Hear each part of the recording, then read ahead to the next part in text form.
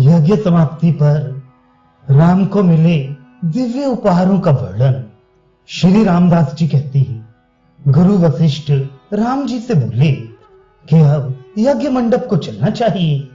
इस तरह गुरु जी के वचन सुने तो राम तथा स्तु कहकर शीघ्र सीता एवं ऋतिक लोगों के साथ रथ पर चढ़े। उस समय नगाड़े बजने लगे, बेरी के शब्द होने लगे और मृदंग पड़ा प्रवृत्ति वाद्यों के घोष से सब दिशाएं व्याप्त हो गईं। ब्राह्मण वेद घोष तथा जय जयकार के शब्द करते हुए वैदिक मंत्रों का उच्चारण करने लगे। नर्तकियां नाचने लगी। पहले की तरह विविध उत्सवों एवं कौतुकों को देखते हुए राम शनि शनि यज्ञ मंडप में गए। वहां उन्होंने शीघ्र रथ से उतरकर साथ की अग्नि को यज्ञ कुंड में छोड़ दिया। बाद में सीता एवं ऋतुजों के साथ पूर्णाहुति करने लगे।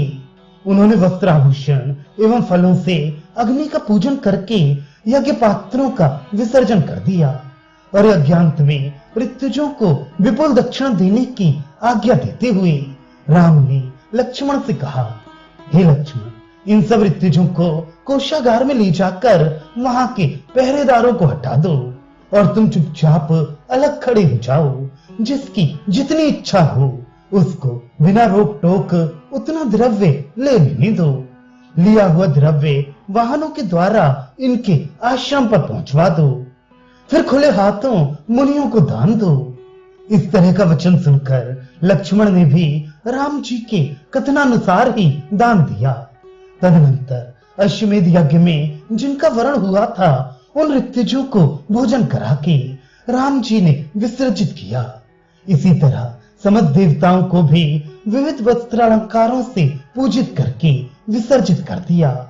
उनमें से किसी को रामचंद्र जी ने खजाने के साथ घोड़े दिए, किसी को अच्छी अच्छी पालकी दी, किसी को हाथी, किसी को घोड़े और अच्छे अच्छे कपड़ों तथा गहनों का उपहार देकर सम्मानित किया। इसके अनंतर रामचंद्र जी ने स्वयं कपड़े पहने।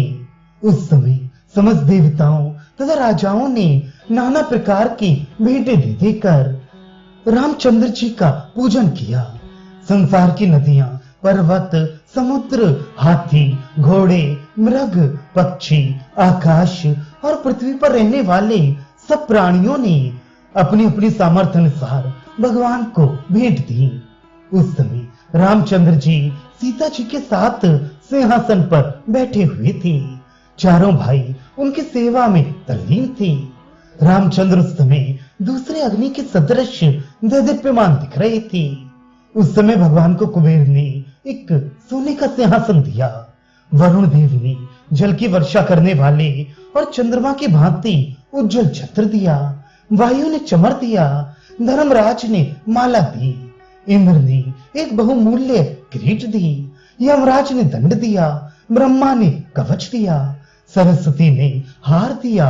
उसी तरह रुद्र ने 10 धार वाली एक तलवार, पार्वती ने शतचंद्र तलवार, चंद्रमा ने अमृत भरे घड़े, विश्वकर्मा ने एक सुंदर रथ, अग्नि ने अग्नि की तरह चमकता हुआ आजगब नामक एक धनुष, सूर्य ने तेजोमय बाण, पृथ्वी ने योगमय पादुकाएं, आकाश ने फूलों के ढेर, गंधर्वों ने नाच गाने बाजे आदि, ऋषियों ने सत्य आशीर्वाद, समुद्र ने शंख, नदियों तथा बड़े बड़े नदों और पर्वतों ने भगवान को रथ के रास्ते दिए। इसके अनंतर राजाओं ने रथ, हाथी, घोड़े, पालकी, गाय, बैल, खड्ग, दास और ऊंट आदि के उपहार दिए। फिर राजाओं की रानियों और देवताओं की देवियों ने नाना प्रकार के वस्त्र, आभूषण, पालकी आदि मांगलिक वस्तुएं, खेल के सामान, बोलने वाले सुंदर पक्षियों के पिंजरे आदि सीता को दिए। इस तरह सीता के साथ रामचंद्र सबसे पूजित होकर एक दिव्य रथ पर सवार हुए और वंदी जनों ने भगवान की स्तुति आरंभ की। बहुतेरे मुनिजन अपनी स्त्रियों और राजाओं की स्त्रियों के साथ विमान पर चढ़कर आकाश मार्ग से अयोध्या की ओर चले। इधर रामचंद्र जी भी पूर्वोक्त उत्सवों के साथ रथ पर सवार होकर राजमहल की ओर बढ़े।